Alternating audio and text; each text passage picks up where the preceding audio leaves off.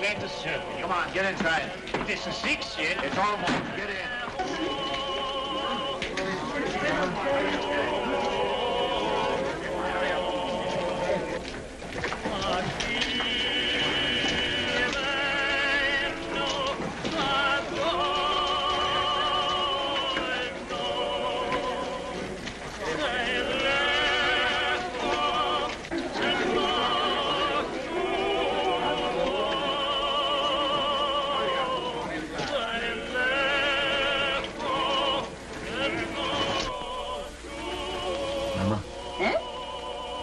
Locking up time.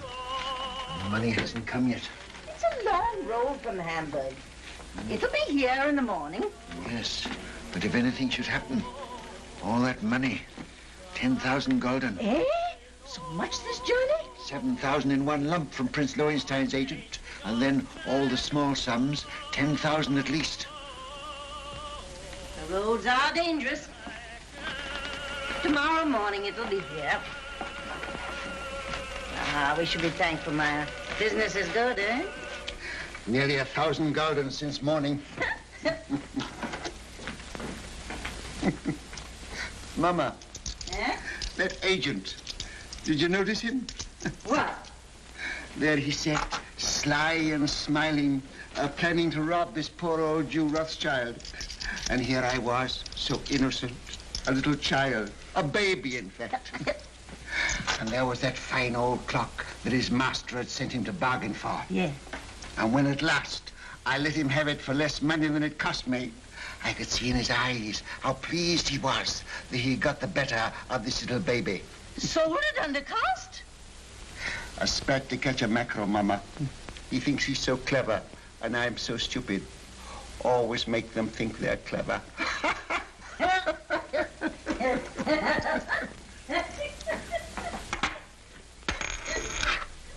Mama! Eh? I've been robbed. Maya! Bad. A whole gulden. A dead loss. Bad. Are you sure? Sometimes they're only cracked. You're right, Maya. Who gave it you? Could it be that? That agent. And I gave him some wine, too. Some of the good wine. Maya, he'll come again. Yes. He'll come again. And then, Mama, I catch my mackerel. Well, no one can ever say you don't deal fairly with your customers, Maya. It pays in the end, Mama. Now finish your accounts and I'll lay the supper. All right, Mama. It won't be very long now. The roast is almost done. Smells good. Huh? Looks good, too.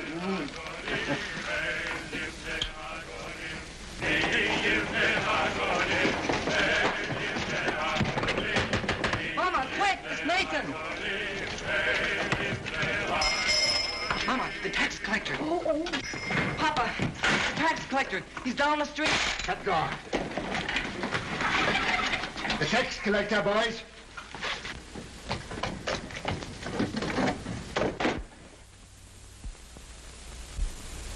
Mama, put away the silver. I have.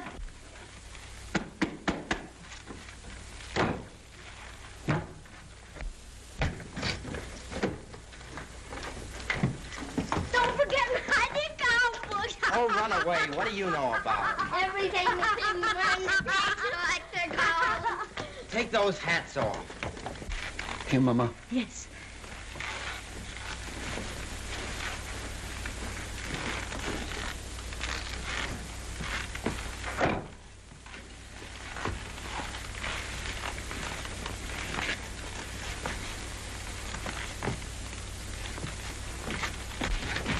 Hurry up, Carl. Tumble up, James. Over the fireplace. Remember, no deal for the last 5 days. Understand? Yeah, Father. Are you hungry?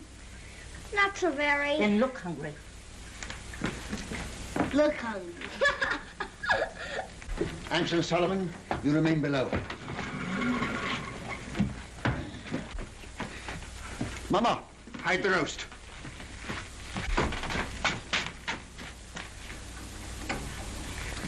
Get off, Jim.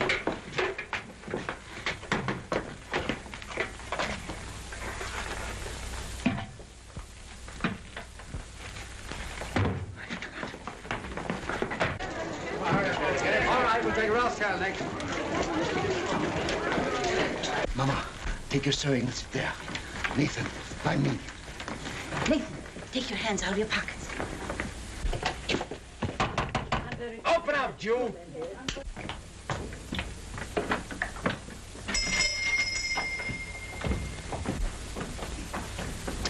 Who is it, Nathan? Now then, Rothschild, Why, it's my good friend, the tax collector. bring out your account book. Certainly, sir. Here it is. I was just looking over it. Things are very bad. I was saying to my poor wife, Dudella, this is our friend, the tax collector. Never have I known such a bad month. No. For 5 days, not one garden have I seen. Customers come, yes, but they don't buy. No. And no one's traveling these days, so my exchange business is worse than nothing. I shall soon starve. Starve, eh? Huh. Something smells good. One of our neighbors must be having a roast. Close the window, Mama. What do you take me for? Now bring out the real books. Real books? Why, Excellency, I don't understand what you mean. Rothschild, you're doing more business than any Jew in Jew Street. You're going to pay 20,000 gulden. 20,000? Why, a council of the big merchant in the city doesn't pay as much as that. That's another matter. He's outside the ghetto. He's not a Jew.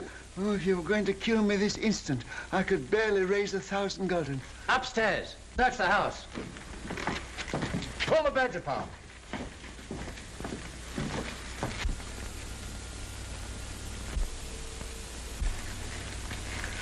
Well, I might perhaps raise 2,000 gulden. Very interesting. Oh, that. Nathan, lift up the trap door for the gentleman. Just some old stock. We have a little wine down there. Not very good wine, I'm afraid. Good wine costs money. But no account books, no gold, no jewels, I suppose. Jewels. Jewels. I've had to give up dealing in jewels long ago. It needs capital. Shall I lead the way? You follow, at a distance.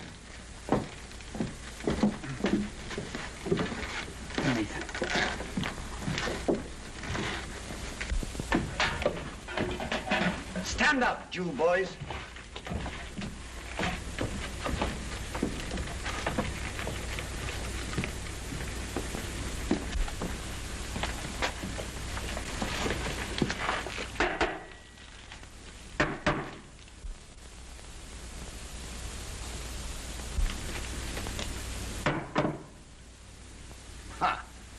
Wine.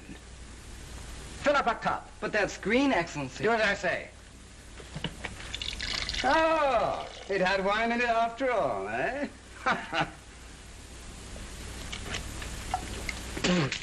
Slop. Yes, sir. That's what we drink. Ah. But there's some here that Father keeps for his special customers. Won't Your Excellency try it?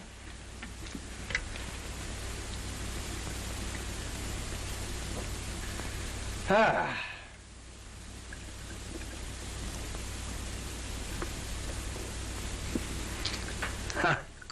You old fox.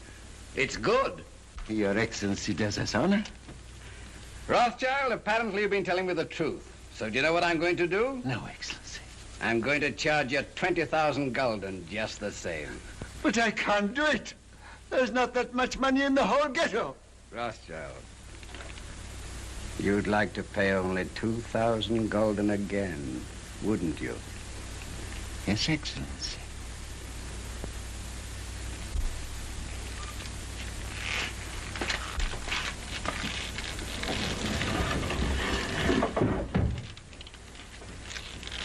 Now, what would it be worth to me if I put you down for 2,000 this time? A very handsome present for Your Excellency. Say, 1,000 gulden. Talk sense, Rothschild. I want 10,000. Would you leave me and my family penniless? With a great deal of pleasure. Come now. Well, perhaps 3,000 gulden, but that's the limit, the actual limit. I'll take 6,000. Well, I will. We'll make it 5,000. All right. Have it ready tomorrow. I'll call. And if any of you breathe a word, I'll have your house burned to the ground.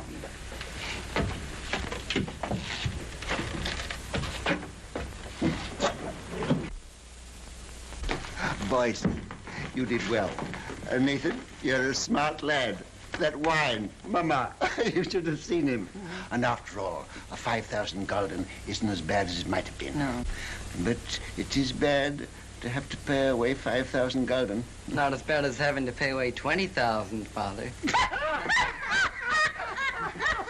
6 o'clock, all Jews inside. Can't wait all night. Come on, let's get out of this den of... What? Shall I go after him? I'll let him go. Mr. Rothschild! Mr. Rothschild! What's the matter? What's happened? The man who was bringing your money from Hamburg has been waylaid by the tax agents outside the city. What? They heard he was bringing the money to Jew Street. They might have killed him, but he got away. He got away with the money? No, they got it, Mr. Rothschild. They got the money. What? All of it? Yes, all of it. Do you hear that, Mama? Do you hear that, all of you? 10,000 gulden. Our money that we worked for. Why doesn't the Almighty strike them dead? Papa, don't get excited. It's bad for you. Listen, you are young. Your lives are before you. You've got to fight. Fight for yourselves. Fight for our people. Mama, I have to cheat the tax collector before my own children. Do you think I want to do that? I live honestly. I trade honestly. I want to be honest with them, but they won't let us. We are Jews, taxed to death, forbidden to learn a trade, forbidden to own land. They keep us in chains. They send men here to rob us. So work and strive for money. Money is power. Money is the only weapon that the Jew has to defend himself with. Oh, Mama.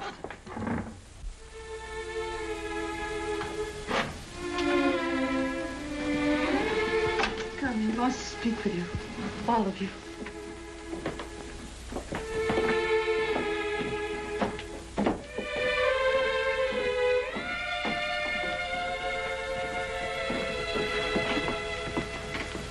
We're here, Papa.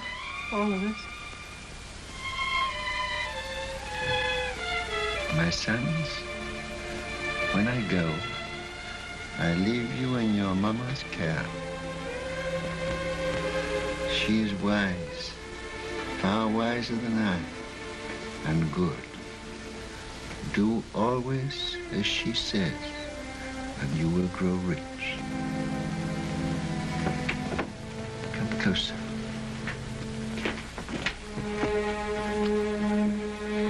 Much money is lost through sending gold by coach from one country to another. In times of war, it is seized by the enemy. In times of peace, by thieves. You are 5 brothers. I want you each to start a banking business in a different country. One to go and open a house in Paris, one in Vienna, one in London. Choose the most important centers, so that when money is to be sent from here to London, let us say, you won't have to risk life and gold. Amshel, here in Frankfurt, will just send a letter to Nathan in London saying, pay so-and-so. And that will be offset by loans from London to Frankfurt. Understand? Yes, Father. In your day, there will be many wars in Europe. And nations that have money to transport will come to the Rothschilds because it will be safe. Papa, you mustn't talk anymore. The doctor's... I'm giving advice to our sons, Mama, that the doctor cannot give. Remember, unity is strength. All your lives you must stand by one another. No one brother must be allowed to fail while another brother succeeds. Your 5 banking houses may cover Europe, but you will be one firm, one family, the Rothschilds, who work always together. That will be your power. And when that power comes, remember the ghetto. I shall be here. I shall never leave the house where they were all born. And remember this before all, that neither business, nor power, nor all the gold in Europe will bring you happiness till we, our people, have equality, respect, dignity, to trade with dignity, to live with dignity, to walk the world with dignity.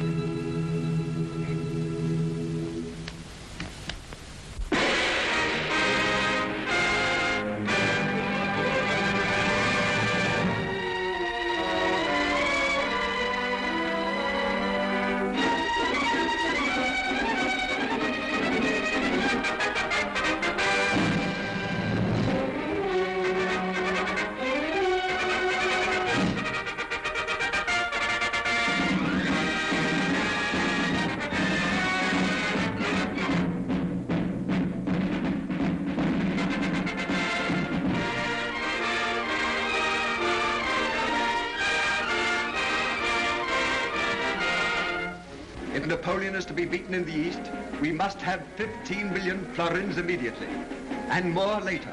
I think it can be done, Prince Metternich, but I shall have to consult with my brother Nathan in London. Come, Solomon, can't you decide now? Your Highness is aware that the Rothschilds work as a family, and we've made Nathan our head.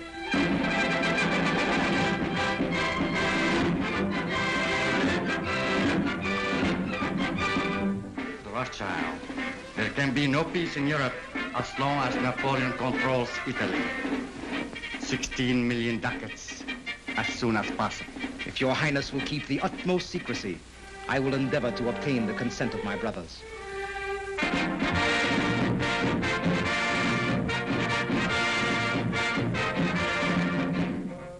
You must realize, Monsieur de Talleyrand, how difficult it is for the Paris House of Rothschild to help the Allies against Napoleon.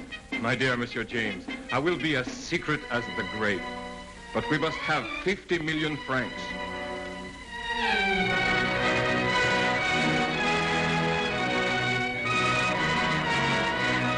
Your visit honors our house, Count Ladras. Quite aware of that answer, Rothschild. I wish no one to hear of it. Only necessity brings me here. The armies of Napoleon are already in Prussia. We've got to have 5 million gulden. Drive them out. I will consult my brother. Ah, that's nonsense. It is an unbreakable rule, Your Excellency. The House of Rothschild never participates in a deal of this importance without the approval of all the partners. But that is impossible. My brother Nathan in London is permitted to make a decision.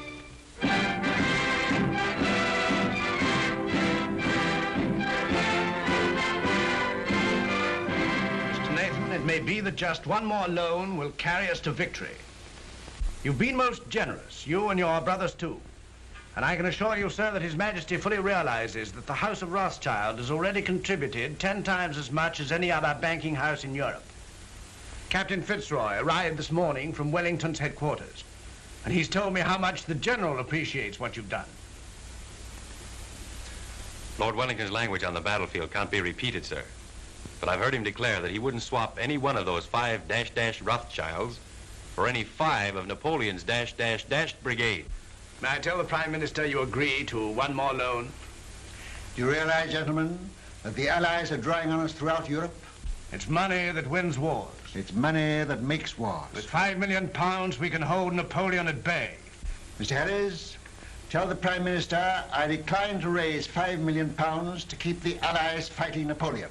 I'm sorry.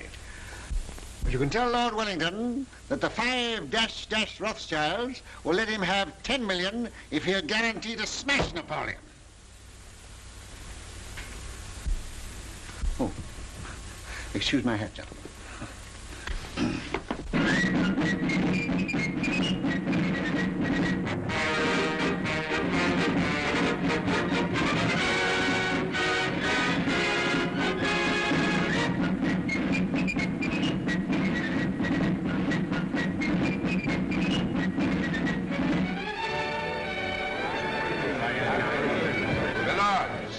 Gentlemen, once more England is indebted to her greatest soldier. It is my privilege as Prime Minister to thank him on behalf of England for his glorious achievement. We rejoice at your safe return. My lords and gentlemen, charge your glasses. I give you a toast. His Grace, the Duke of Wellington.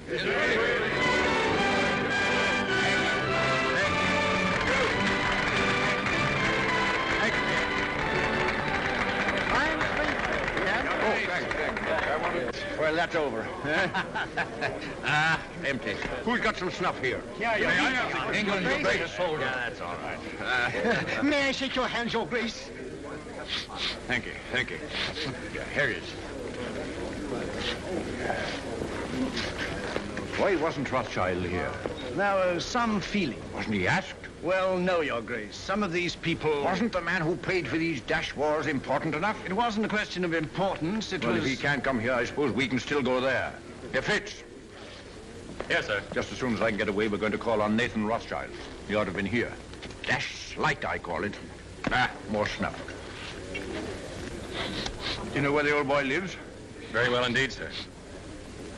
Oh, you young blackguard. I'd forgotten about that daughter of his. Devil.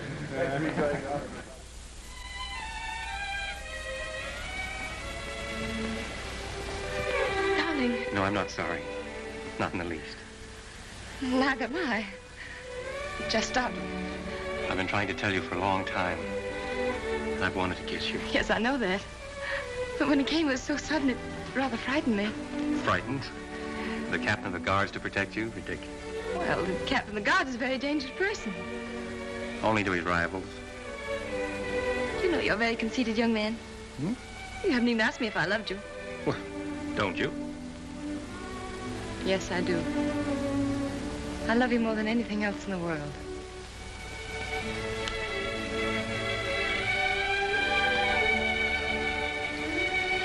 And then tonight, after I tuck the Duke into bed, I'll call on your father.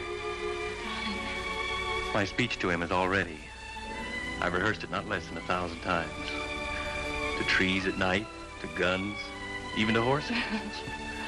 I haven't gotten a refusal yet. I'm afraid it's not as simple as that. Some of those horses were pretty difficult customers. It's no use, darling. You're just dodging the real reason. You're being sweet and thoughtful again. But you're not making me forget that you're a Gentile and I'm a Jewess. Think of the shock to our families. This is no longer a family matter. It's Fitz and Julie.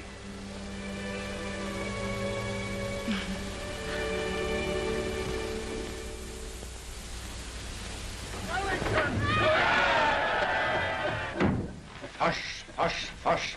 I've had that crowd at me heels all day. If they had any sense, it's you they'd be following around, not me. Oh, we Rothschilds have had just as big crowds following at our heels in Frankfurt, but not with cheers. Well, I'll cheer for you, gladly. And I hope one day Europe will realize she owes you something more than money. Well, my father was a man of peace. He told us never to loan money to make wars, always to end them. And that's been our principle. Well, everybody knows that and respects you for it. No, Your Grace, they don't know it, and they don't respect us. Arab bankers are jealous of us. The man in the street thinks we're just Sherlocks, and Europe hides its head for shame because it borrows from the Jews. I suppose you know it's that Prussian fellow, Count Lederans, that's responsible for that rot? I know. He hates me and all my race. He's a proper jackass, Rothschild, and he ought to be hanged. I must admit that the same happy thought has occurred to me more than once. You know, it's a danger having a man like that in authority. Always making enemies. Well, yes, that's the danger, as they may need us again. What do you mean? Well, perhaps we're not out of the woods yet. Why, Napoleon's scotched. Napoleon's in exile, but he's not dead. As good as dead, Rothschild. As good as dead. Ah, perhaps. Another brandy, Your Grace. Ah. I've often thought it would have saved a lot of trouble if Napoleon had been born an Englishman. Oh. Where would I be then? Why, his commanding officer, of course. Oh, thank you. Sound brandy you've got here, Rothschild. To the peace of Europe. Well, I'm a soldier.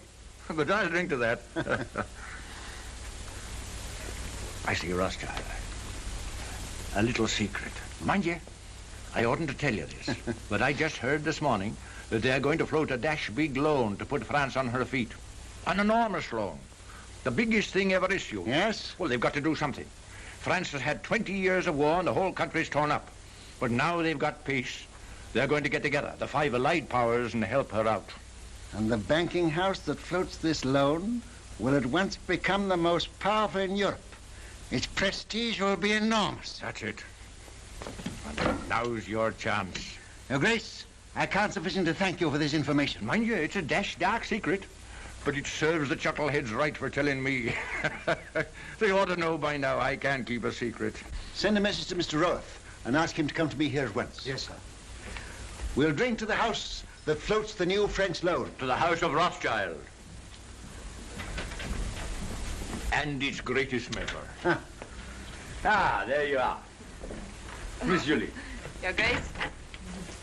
Mrs. Rothschild, you've got to watch this young rooster. I'm beginning to understand now why you were always asking for leave to return to London. Now that you do understand, I trust you'll let him come more often. It's against the regulation. Oh. I only saw Julie 5 times, sir. And once when you sent him with the dispatches to the Prime Minister, Julie was waiting for him at the corner of Downing Street. That I hope isn't against the regulations, Your Grace. Not if he didn't speak to you. We didn't think you knew about that, Nathan. Ah. I'm afraid it's time to go, Your Grace. All right. You can't fox this man. He's a magician. There's no question about that. Oh, I say, Rothschild, I've been told you knew about Napoleon's abdication 2 days before the War Office did. Is that true? Yes, but then the War Office never knows anything for 2 days after everybody else knows it. Yes, and then they take 2 more days thinking it over. But how did you do it? They say Indians get things by putting their ears to the ground, but you're not an Indian, are you? No, just plain Jerusalem, with a heart of gold. Ah. Well, I know something about sending dispatches. My man Fitzroy here is the best at that. But if I had 20 Fitzes, I couldn't do it in that time. You knew about Napoleon's abdication almost as soon as it happened. How the deuce did you do it? A little bird whispered in my ear. Oh, you don't intend to tell me, eh? Well, I don't blame you. Fitz, we'd better go before he makes us disappear like rabbits in a hat. Mrs. Rothschild, you've a charming home. And a charming daughter. Your Grace. I hope that dash crowd's gone. Ah, again. Are they still there? Oh. And this is the man who faced the Grand Army. Hush, here, Fitzroy. Yes, sir. Brandy before the charge, always. Ah, there's military tactics for you. There's a young man who'll be a general someday. Thank you. Oh, goodbye, Rothschild. And remember, it's a dark secret. 1,000 thanks, Your Grace.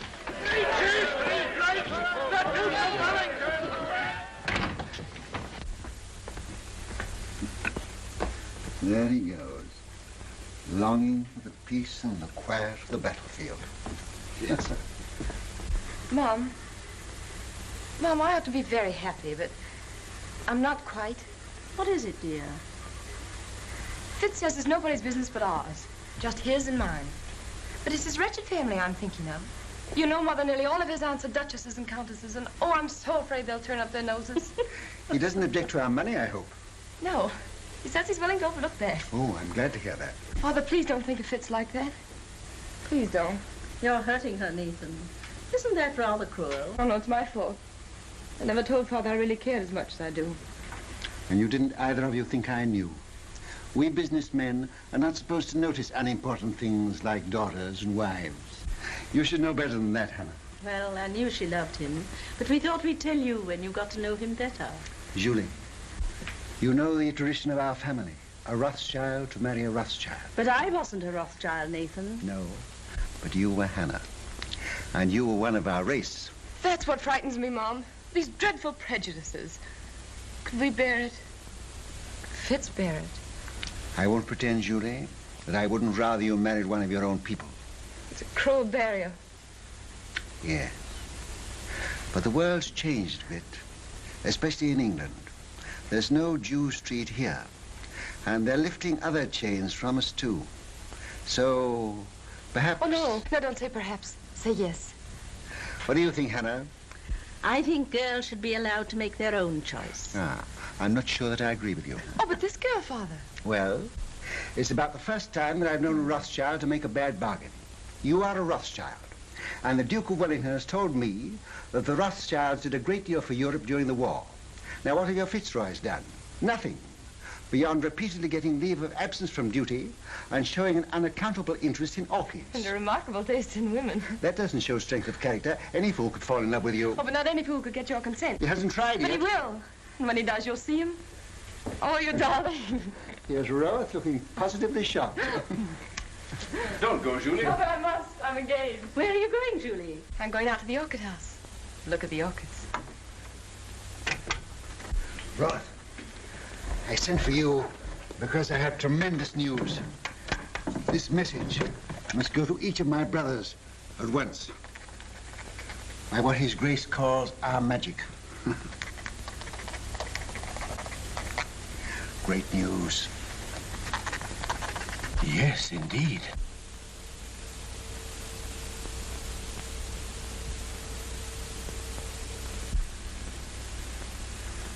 Let me have the earliest possible dates on which all private loans can be recalled. Give instructions to grant no more private loans until further notice. I must know at once the exact extent of our available capital. The most important deal the House of Rothschild has ever attempted.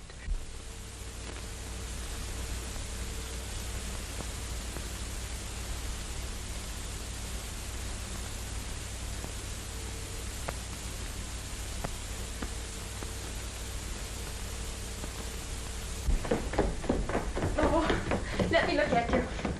Oh, you really look so very nice. I'm sure I don't know how they could refuse you anything you asked. I'm not depending entirely on my profile, Julie. Where's my hat? Oh, the carriage hasn't come yet? I'll take a hack. That's what I like to do. It always makes me feel so independent. Sure you won't let me put a little perfume on your handkerchief? Quite sure. You're so calm. Aren't you excited at all about getting this great loan? Who'll be there? Representatives of all the big banking houses in Europe. Baring will be there, of course. And the ministers of the countries interested, I suppose? I suppose so. Ladrange representing Prussia, Metternich from Austria, and the rest of them. Still, you feel pretty sure, sir, don't you? Sure of half of it, anyhow.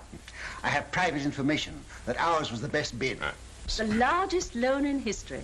You know it's the proudest day of your life. The proudest day of my life happened 30 years ago.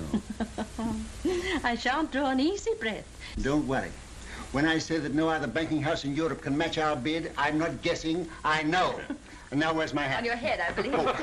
Where it should be. Where it shouldn't be in a lady's presence. I beg your pardon. To Downing Street and victory. Goodbye. Goodbye, Father. Good luck.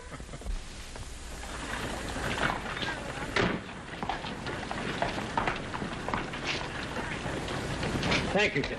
But, Mr. Rothschild, even your daughter, Miss Julie, pays me more than this, sir. Miss Julie has a very rich father. I haven't. Mr. Rothschild.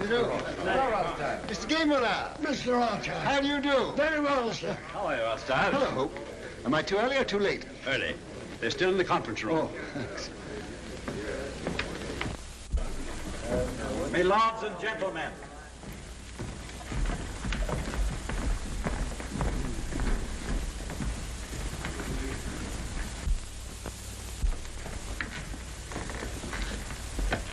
Your hat. Oh. Thank you, Mr. Baring. The meeting is called to order. Gentlemen, bids for a French loan for 450 million francs have been received and recorded. Offers to take all or a part of the issue of bonds, the greatest single issue in the history of European finance, were received from the following banking houses: J. Lafitte and Company, Paris; Gay Muller, Vienna; Hope, London; Bertrand de Lis, Madrid; Baring and Company, London. It is the decision of the conference that the highest authoritative bid is that of Baring and Company, London. They will be awarded 3/4 of the issue at 71. There being no further... But you're mistaken, Mr. Harris, there is. Mr. Nathan Rothschild. I'm compelled, my lords and gentlemen, to draw your attention to what must certainly be an oversight. I regret to say, Mr. Rothschild, the decision must stand. But my house sent in its bid to take the entire issue, and our price was a point better than Mr. Baring's. Why is that not recorded? Perhaps Count Ladrance would like to explain the situation to Mr. Rothschild.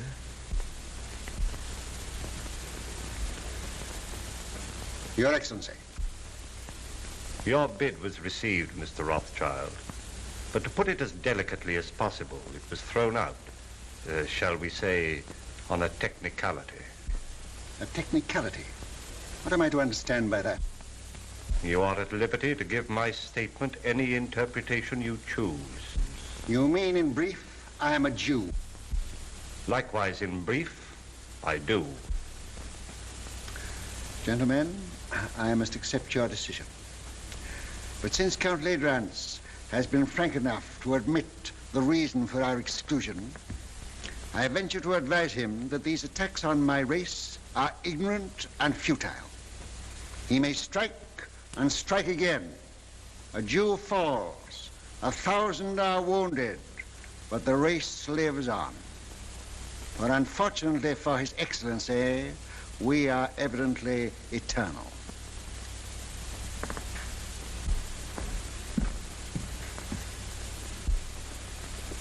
Mr. Harris, you say the bearings take 3/4 of the load.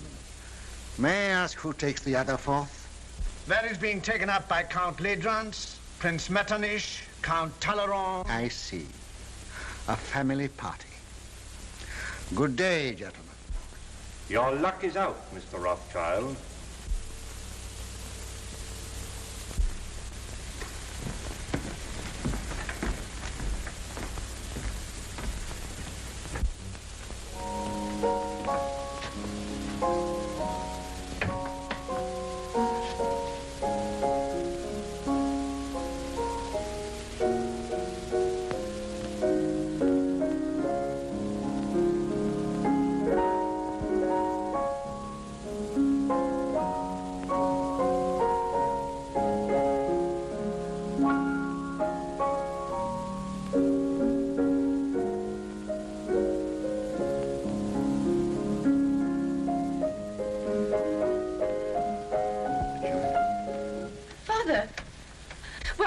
News. How stands the house of Rothschild?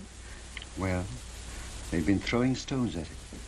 And I'm afraid some of the stones went wild and hit you usually. What do you mean? I've just come from a meeting of men in society, the kind of society to which Fitzroy belongs. And they stoned me because I'm a Jew.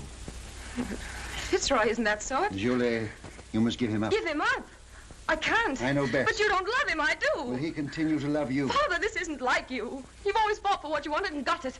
Well, perhaps I'm a fighter, too. This fight's been going on for 2,000 years. But things are changing. You said so yourself. I was a fool. I thought we'd swept away these prejudices, but I was a fool. Fitz knows what he's doing. We've talked this thing all over. We're ready to face the consequences. While you're young. But what are the years to come? There's no one else in the world for me but Fitz, and I won't give him up. Well, Nathan, what is it?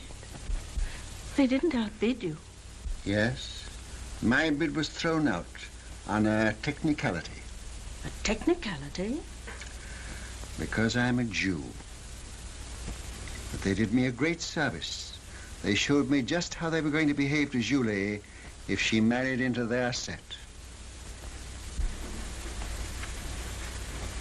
You'll do as I bid you. I'll try, Father. Nathan, what have you said to her?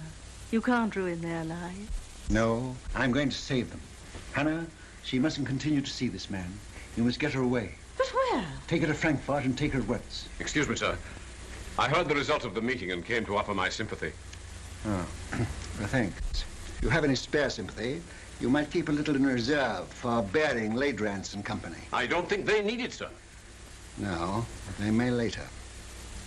Do you realize that Ladrance, Metternich, Talleyrand, and the rest of the party are taking a 1/4 of this loan without a penny between them? But they'll make millions on the rise.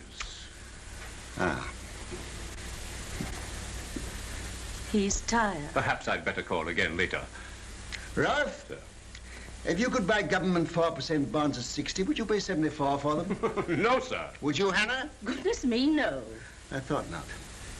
Nathan, what's in your mind? Murder. Hannah, I'll tell you exactly what's in my mind. And this may interest you, too, Roth. Bering and those others headed by Ladrans have taken this new loan at 71. On the first of the month, they're going to offer it to the public at 74. It pays 4%. But there is already in existence a previous government bond which also pays 4%, of which we have a large holding. This bond is now selling at 73. Hannah says I'm tired, but I'm not too tired to realize that if the public can buy one government bond for 73, they won't buy a new issue bearing the same interest for 74. That's true, sir. But Bering and the other bankers will run up the old bonds, and when they rise to about 75... I know what you're going to say. They'll make the old ones rise, and then launch the new ones a point lower, and the public rushes in. Quite so, sir. But suppose there is no rise. Suppose somebody pricks the balloon and it doesn't go up. Suppose before they can run it up, somebody else begins to run it down. Suppose by the first of the month, these old bonds now selling at 73 should fall down to 63. Then they couldn't possibly launch the new loan at 74 because nobody would buy it. No. And Bering and Ladrans and his little band of bankrupt brigands will wait for it to go up. But suppose instead of going up, it still goes down to 55, to 50, to 45, to 40, why they'll never be able to launch the loan at all. And by gad, that's where it's going.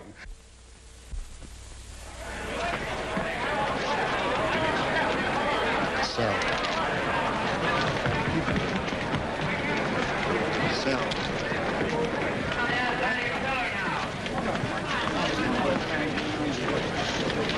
Sell. Look at Rothschild. You'd think he was selling apples instead of government bonds. Bonds are now at 53. All right. I'll keep on selling till I tell you to stop. You're creating something like a panic on the exchange, sir. I know. What kind of a flower is this that Hannah gave me this morning? I don't know, sir. Very pretty. Smells nice, too. Mr. Rothschild, do you know what you're doing to the market? What have you heard? My dear fellow, I don't hear things. I just imagine them. You know what kind of a flower this is? No. 52! 52! That means I'm down about 25 million francs. And you the same, Ladrans. Can't something be done to stop him, Bering? You're the biggest banker in England. Are we all to be ruined by the gymnastics of a dirty Shylock? I've thrown the entire resources of Bering's bank into the pool, but I can't stop it. He's got us on the run. Right. I bet you half a crown that Bering makes straight for this post within 2 minutes. I'll take you, sir. I'm tired of losing money. I'd like to win some.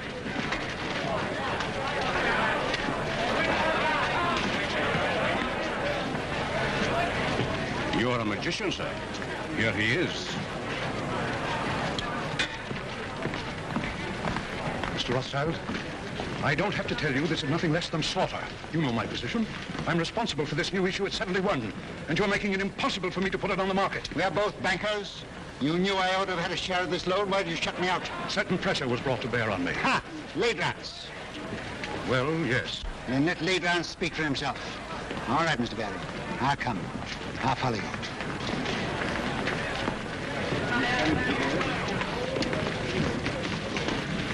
About how much has this thing cost us up to now? About £5 million. All right. We'll make 10.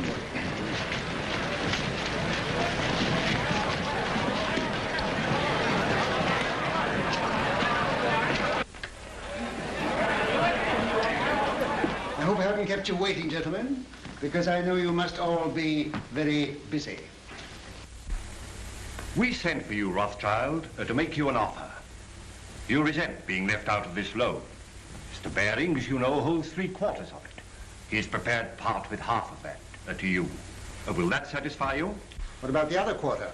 That, as you know, is held by us. Oh, yes, you bought it at 71. Well, we're responsible for it. You bought it at 71. It was allotted to us. And not against your will, I hope. Certainly not. So you bought it at 71. What do you mean, bought it? Can you pay for it at 71? You know perfectly well that no one is prepared to pay in full for an entire issue. Were you prepared to pay anything?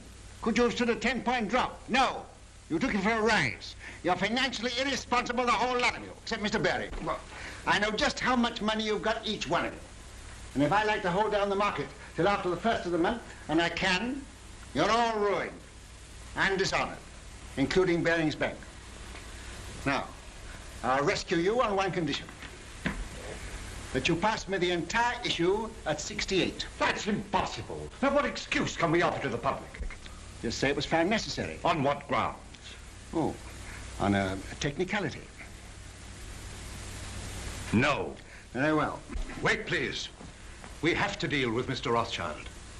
Under the circumstances, I consider his offer a generous one. And as the head of the House of Baring, I insist on Mr. Rothschild's terms being accepted. What? Are you going to take it off our hands, Rothschild? That's uncommon good of you. Hey, Countess Road. Are you also on the preferred list?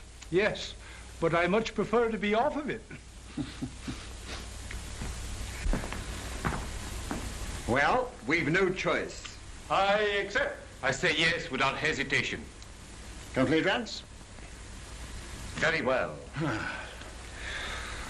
To save time, I had this little contract drawn, which I shall ask you gentlemen to sign.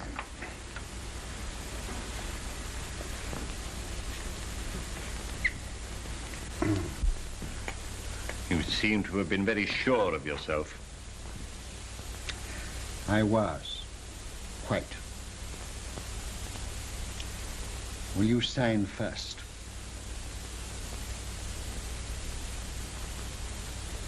$49.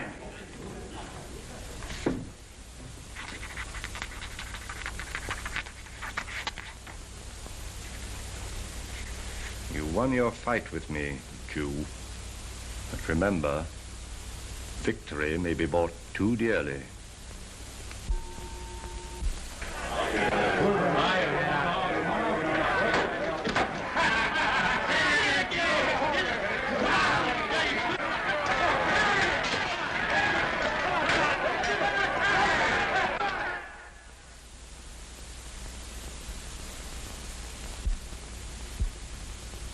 Ladrans. What are you going to do, sir? I'm going to Frankfurt. I'll leave within an hour.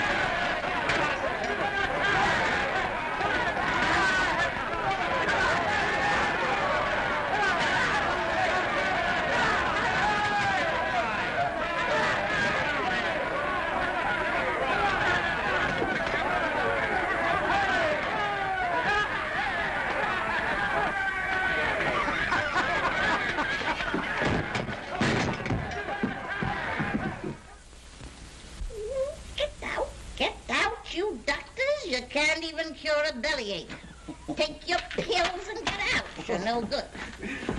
Come, Mama. You know the doctor's doing everything he can for you. Yeah. You must remember, Mrs. Rothschild, you are 88 years old, and I can't make you any younger.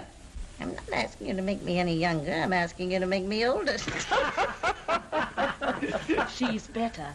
She's insulting people. There's nothing the matter with her. Just nerves. Nerves? Do you think I'm afraid of that rabble? I've had 88 years of this, and I'm not dead yet. But we want you to come away with us for a few months. You're not safe here. I was born here, and I'll die here. And that won't be soon, either. I'll live a dozen years yet.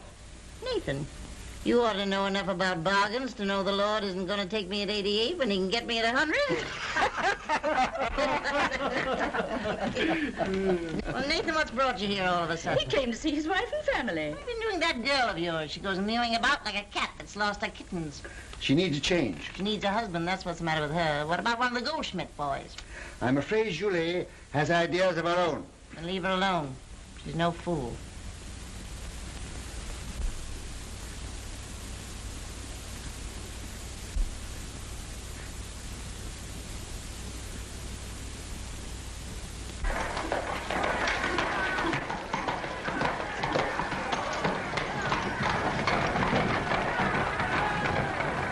Can you tell me which is the Rothschild house? Yeah.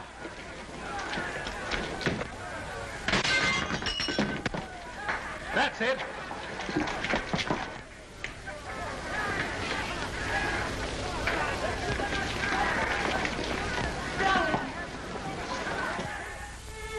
What's the use of our pretending? I don't pretend to Father. He knows exactly how I feel. But you see, darling, he's determined too. But you know we can't give each other up. Sending you away from me only makes matters worse. Did you tell him you'd give me up?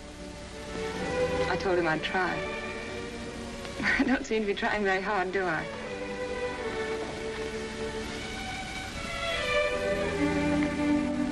Let me look at you. How long did it take you to get here? How long have you been riding? I left yesterday morning. How'd you manage? I asked Nosy for leave. Who's Nosy? That's what we call the Duke behind his back. Oh. I think he guessed where I was bound for. Anyhow, he said yes. Of course, I'd no idea your father was here. No, of course not. What are we going to do? I'm going to see him and have it out. Fitz, Oh, darling. Won't you see this through with me somehow?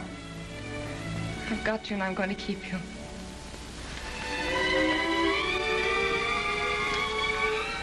Then will you be very brave? A soldier.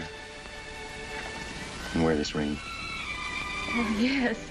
It's one of those family things. My mother wore it. Oh, it's lovely. What's the meaning of this? Father, Fitz has only just arrived. I saw him and brought him in here. Does your mother know? No. No, nobody knows but us. Why are you here? You knew my wishes? I came here for the same reason you did, sir. I heard there was trouble and Julie was in danger. Go to your mother. I'd rather stay and hear what you have to say to Fitz. Please go, Julie.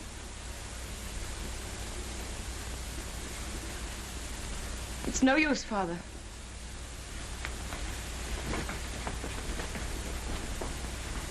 I had a good reason for keeping you and my daughter apart. I desire that you respect my wishes. If Julie weren't agreeable, I wouldn't be here, sir. But her happiness is involved as well as mine. Unfortunately, we differ as to where her happiness lies. What has changed your attitude toward me, sir? Captain Fitzroy, I doubt whether there's a single man in London today who would suspect me of being a sentimental fool, which apparently I have been. But fortunately, I have a certain amount of common sense, which sometimes comes to my rescue. You'll please understand that your attentions to my daughter are objectionable to me. What is your objection? You're not of our race. That's an objection I think you might have raised a great deal earlier, I sir. was a sentimental fool. Walk through this ghetto. Go into the Jewish quarter of any town in Prussia today, and you'll see men lying dead. Julie's people killed by your people for but one crime, that they were Jews. Now do you understand? I'm sorry, sir, but I still love Julie. Julie is a Rothschild, and she'll not marry without her father's consent. Good day.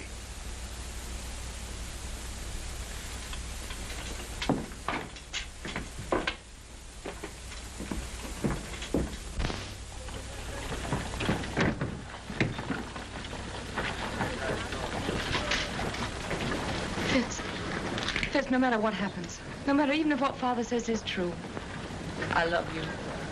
Always.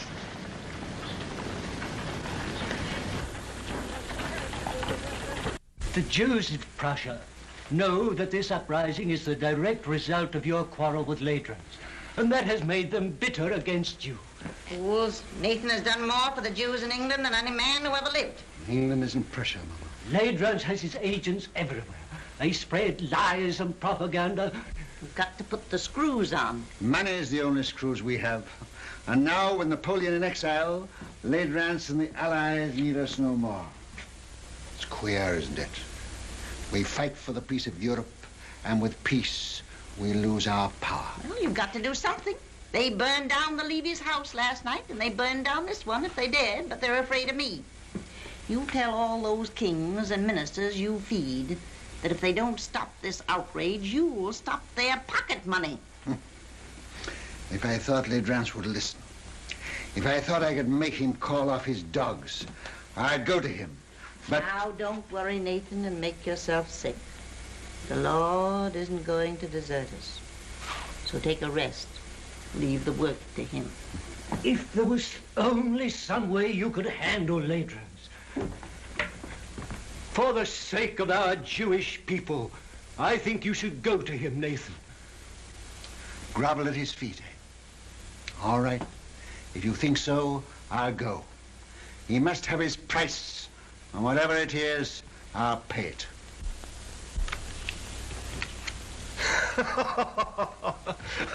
I'll make you gentlemen pay for your wine. The cards seem to favor you tonight, Your Excellency. Well, they should. They're my cards. Colonel, any news? Good news, Your Excellency. Dresden, entire ghetto reduced to ashes by fire. It is estimated that 5,000 Jewish refugees crossed the border into the Netherlands. I have dispatched 3 agents to The Hague to stir up the populace there. Frankfurt. The citizens stormed the ghetto and fired 2 houses. A serious pogrom was prevented by the arrival of the Civic Guard. Who ordered out the Civic Guard? The Burgomaster, but he won't interfere again. We've explained Your Excellency's campaign. That's splendid news, Colonel. I have still better news for Your Excellency. Yes? Nathan Rothschild is in Frankfurt. He arrived from London last night. If he tries to leave, I want him arrested at the border and brought to me here. Yes, Your Excellency. Upon what grounds? Make your own grounds. Yes, Your Excellency. The House of Rothschild. The house with the red shield. I'll make it red.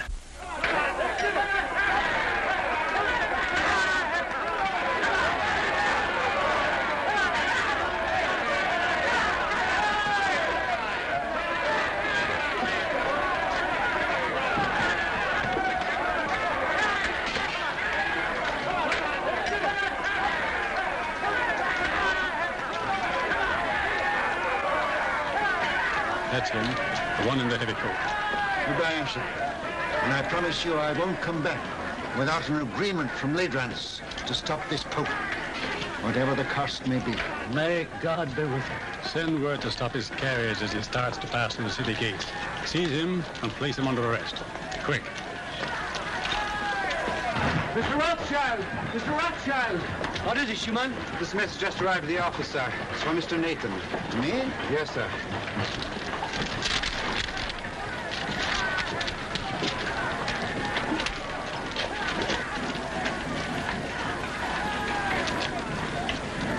What is it? Napoleon has escaped from Elba. The French are rallying to his banner by thousands. This means war, another war. Now you can go to Ledrans. Now he needs you, and we'll have to see him. No, I won't go to Ledrans. Ledrans will come here to the ghetto. Michael, bring my baggage back. I'm not going. Very well, sir. Of course, Wellington, I'm Prime Minister, but you're the idol of the people. My dear fella, I'm going to retire quietly to the country, surrounded by me dogs and me books and... Yes? For His Grace. Ah, for me, eh? Will you excuse me? Yes, yes, yes. Oh! That blasted little Corsican is back. What? Oh, Ledrans. I gave orders not to be disturbed. It's important, sir. Word has just reached us. Napoleon has escaped and is in France mobilizing his army.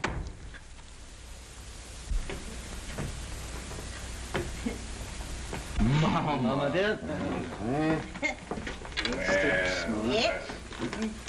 My, you're walking just like a young girl. Well, boys?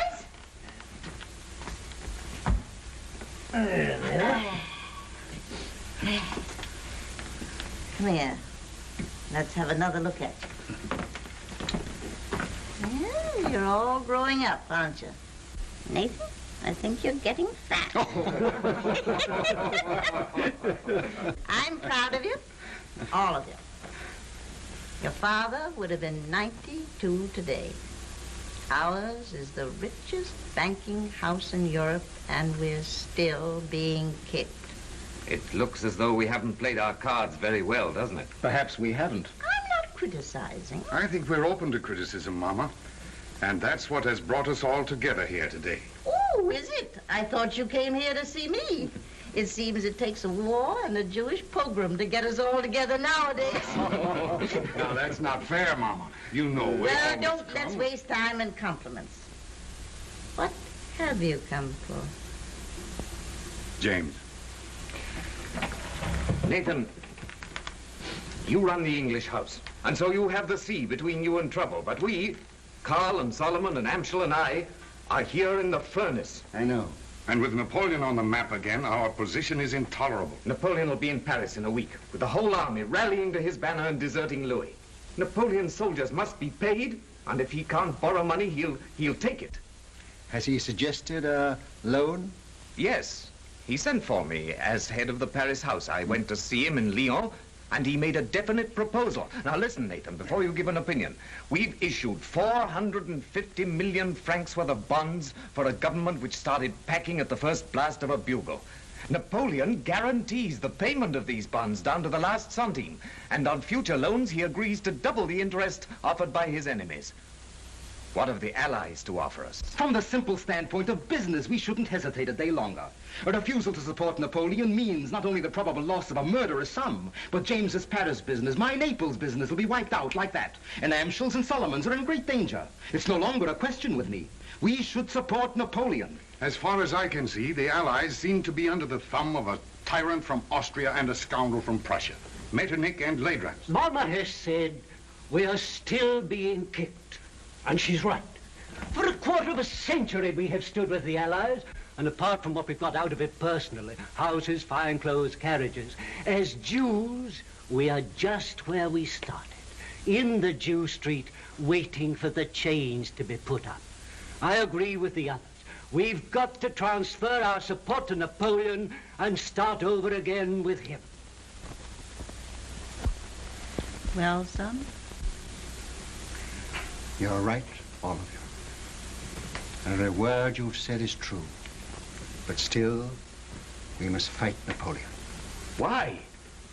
Well, because we're the Rothschilds. For the time being, anyway, we're something more than 5 rich Jews looking for the main chance. We know, the world knows, that until Napoleon is gone forever, there can be no peace in Europe for Jew or Gentile. You can't deny it, any of you. We've got to take the risk. We've got to swallow our pride, to stomach our resentment. We've got to go against every normal, selfish impulse in us and do what is right for the world. We can go hand in hand with Napoleon and spread this war over years. We can pay for fire and blood till all Europe is a slaughterhouse. And the Jew would stand as a pawnbroker in lives. We can't do it. We must stand as we've always stood. Not for war, but for peace. And if we all go down, we'll go down with honor. We leave no shame anywhere. My son, that is what your father would have said. You're right. I agree.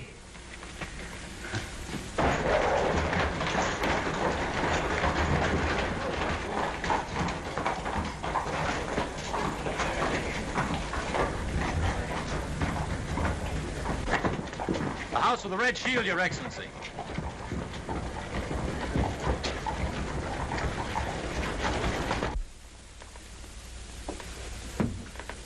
The Philistines are upon us. Who is it? Metternich, Talleyrand, and Leidrans. Could that be the tax collector? Something very like it, Mama. Is Mr. Nathan Rothschild here? Your Excellency will enter.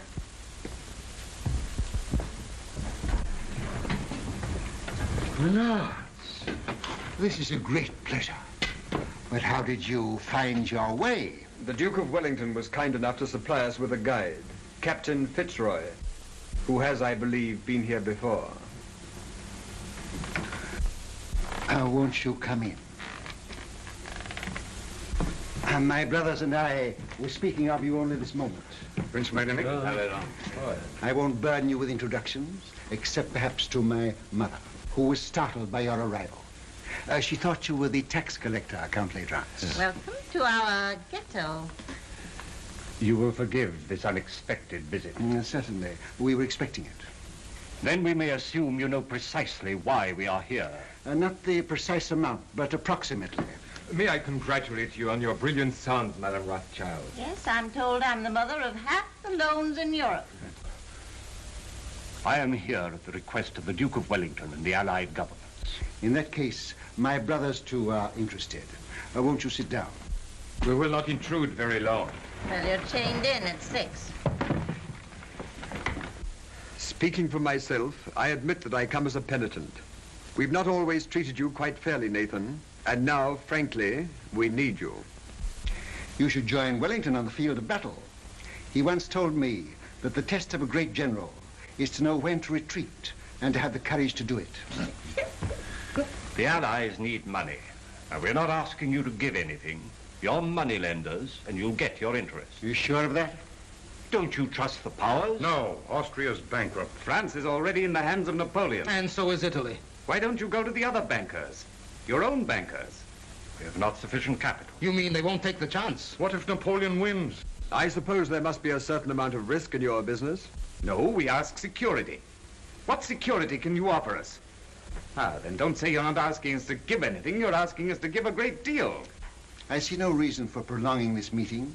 As you say, we are moneylenders, not philanthropists. We do it for profit. You may as well know that Napoleon has offered us twice as much as you can promise us, and we've decided to take his offer. Gone over to the enemy, eh? I must admit, I'm amazed. How will Napoleon get the money to pay you? Steal it. But that's not our business. I always thought you stood for peace. For 20 years, we've been supporting the peace of Europe. Now we're thinking of the peace of our own people. The Jews? Yes. Napoleon will give us our freedom. That's why we are for Napoleon.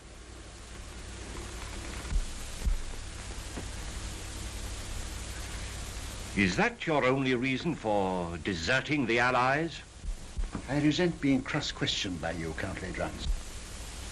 I think His Excellency was about to make a proposition. Oh. Well, if we gave you all the freedom that Napoleon could give you, would you then be willing to sacrifice the financial advantage of his offer? Count L'Aidrance, we are moneylenders. Come, Nathan, after all these years. What do you offer? What do you want? Brothers, may I speak for you? Yes, of course. We require an agreement, a treaty, signed and guaranteed by your governments, giving to our people absolute freedom. In this agreement, they would lose their chains. They would have the right to follow any trade, to own land, to live with respect, and you remember what our father said, Mama? To walk the world with dignity. I fear we will have to lay that before our respective governments. You are your respective governments, and you know it. The day this agreement is signed, the resources of the House of Rothschild will be at your command, and not before. Very well, we accept.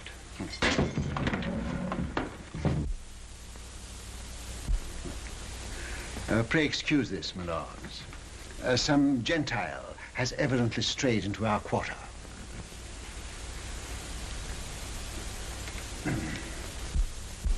Goodbye, Granny. Goodbye, my precious.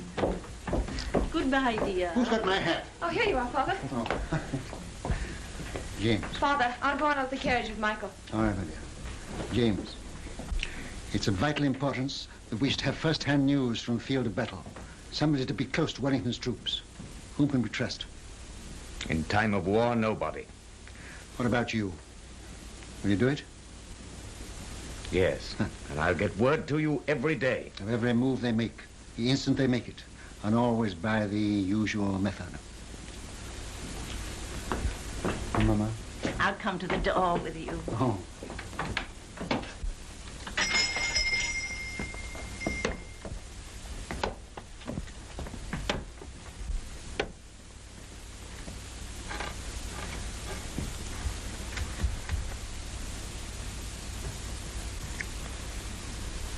You won't let it be a long war, will you?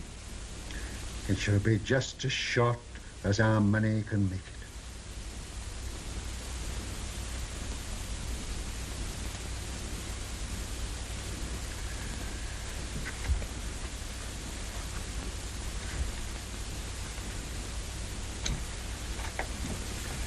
Good luck. Goodbye, Mama.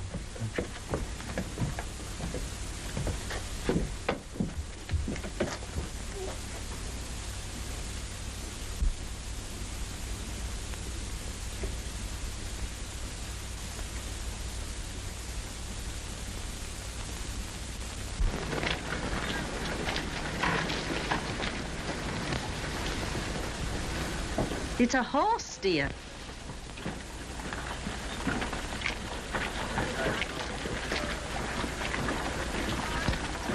This time I'm here by command of the Duke of Wellington, sir.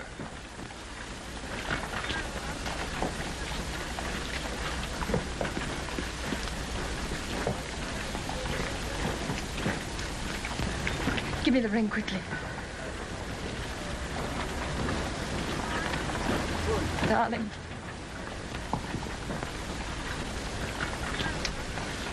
Well, I must say I hope the entire war isn't going to be conducted on this romantic basis.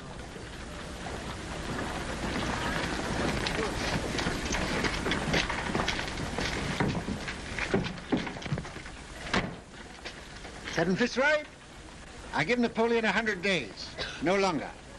If at the end of that time you're still alive, and you seem to be the type of young man that can't be killed, you can come and talk to me in London. Thank you, sir. I shall count the days.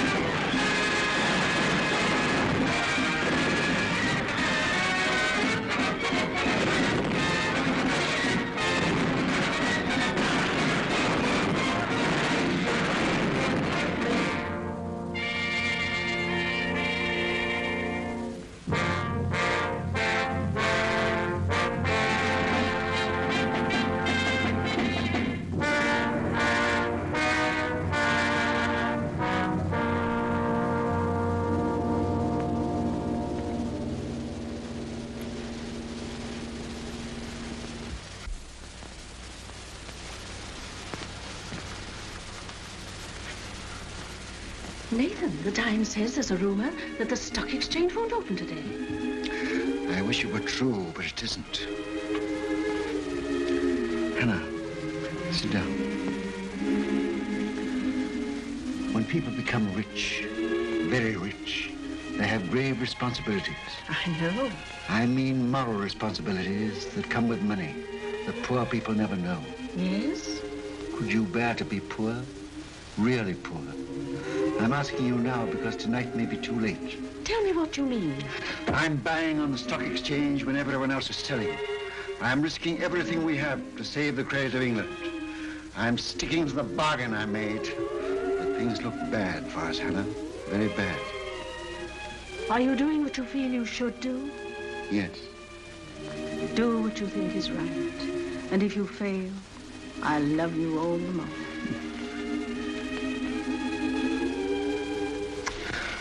And whatever happens, with your love and your flower in my buttonhole, I'll still be the richest man in the world. Father. Mr. Rhodes brought a message. May we hear it? It just came, sir. I thought you should have it before going to the exchange.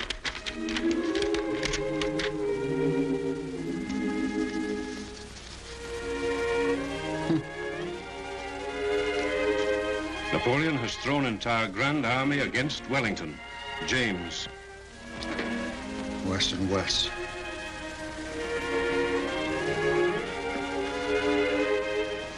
Foolish, you lady. These are hard times for young lovers. Father, you said you gave Napoleon 100 days. This is the 100th day. Fitz hasn't come back to me.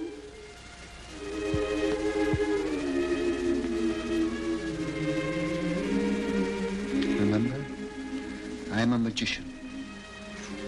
My day may be over, but I know there's a message of love and hope on its way for you.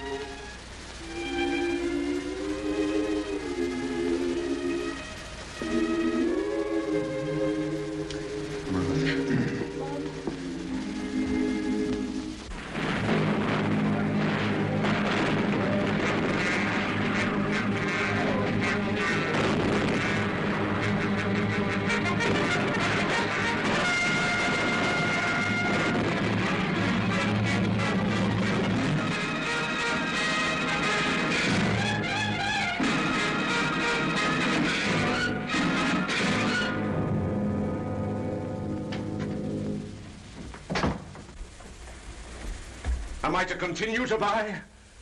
Yes. But it's sheer suicide, sir. Buy. Support the market. But we can't possibly keep it up, sir. How long? It's 2 hours to closing time. I can't hold on for 2 hours. Then stop this insane buying. No. I made a deal with Ladrans and the rest, and I won't go back on my word.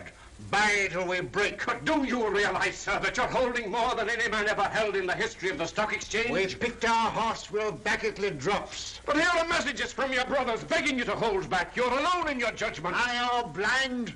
Where will Europe be if England is bankrupt? And if I can't hold the market, England's credit is gone. But no one man can hold a nation's credit single-handed, Mr. Rothschild. One man can try. I'm fighting in the only way I can fight, with money. I'm giving all I've got to give for the peace of Europe. And whatever other Englishmen do tomorrow, I buy today. Mr. Rothschild, forgive me, but while rumors reach the exchange that Wellington has been defeated... It can't be true. I should have heard long ago. We owe so much to you. Will you do one thing more? Come and show yourself on the exchange. They say you're ruined and dare not face the music. There's a wild panic. Your presence may steady the market. I'll come.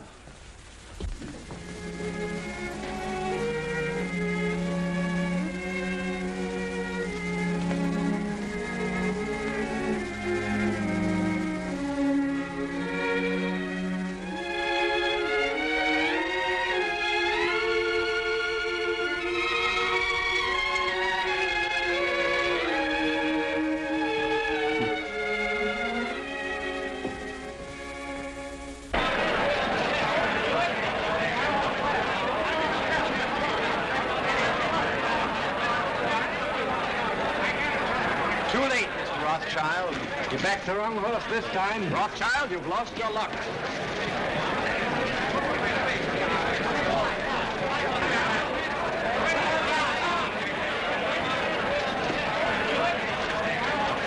Michael. Buy. Buy. Yes, buy. Have you had any news? What do you think about this rumor? I don't listen to rumors, Mr. Baring. You hear what they say? Wellington defeated. You mind telling me what you're going to do? I have no objection to all London knowing what I'm going to do. I'm buying.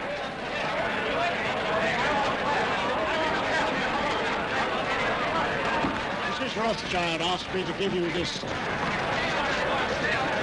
Did she come here to the exchange? Myself? Yes.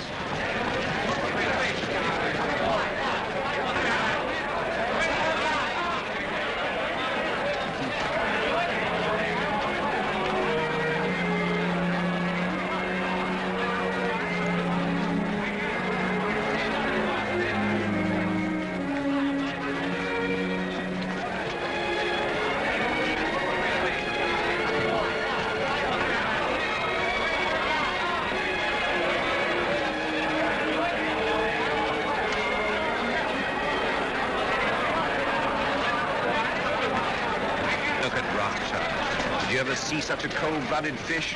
Puts a flower in his coat as he stands on the scaffold with a rope around his neck. News. Just arrived.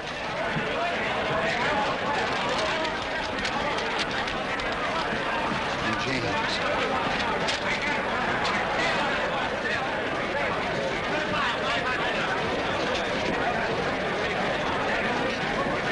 Wellington victorious at Waterloo. Napoleon defeated. The war is over. Gentlemen, listen, listen. I have news. News from Waterloo. Napoleon is beaten. You've been over fine. Don't play tricks on us. It's at Waterloo. It is true. Wellington has won at Waterloo. Where? How did you get the news? Yes, how did you get the news? I carry a pigeon.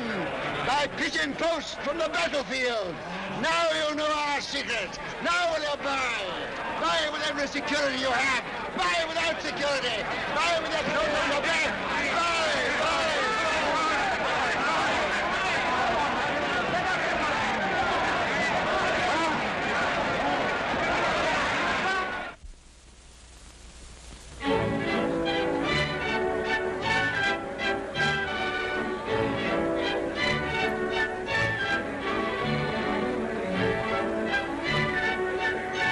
Rothschild, do tell me how it feels to be the richest man in the world. One has to be very clever to make a fortune these days. Perhaps, but far more clever to keep it.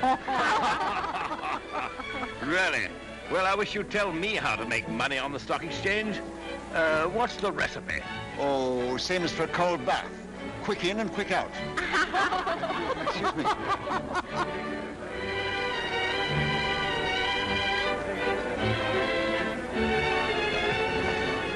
Take your hands out of your pockets. I cannot.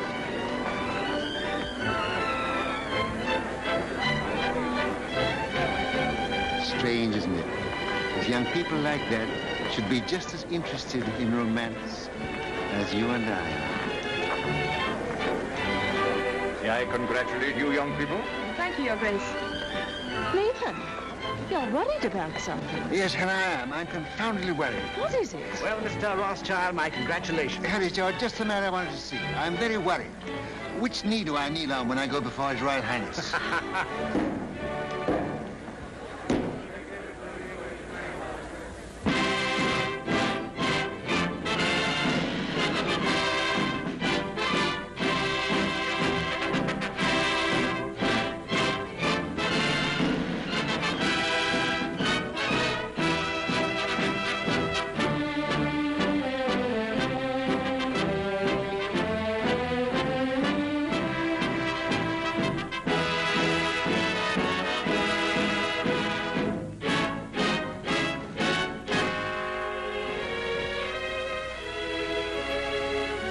England is deeply grateful to her adopted son, who by his generosity and courage played so large a part in bringing victory and peace to Europe. His loyalty never wavered. His faith in England never faltered. To England, he has brought nothing but honor. And for England, we thank you, Baron Nathan Rothschild.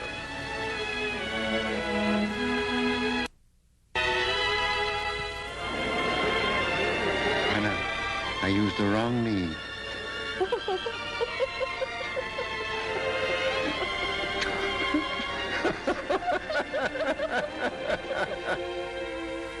To trade with dignity, to live with dignity, to walk the world with dignity.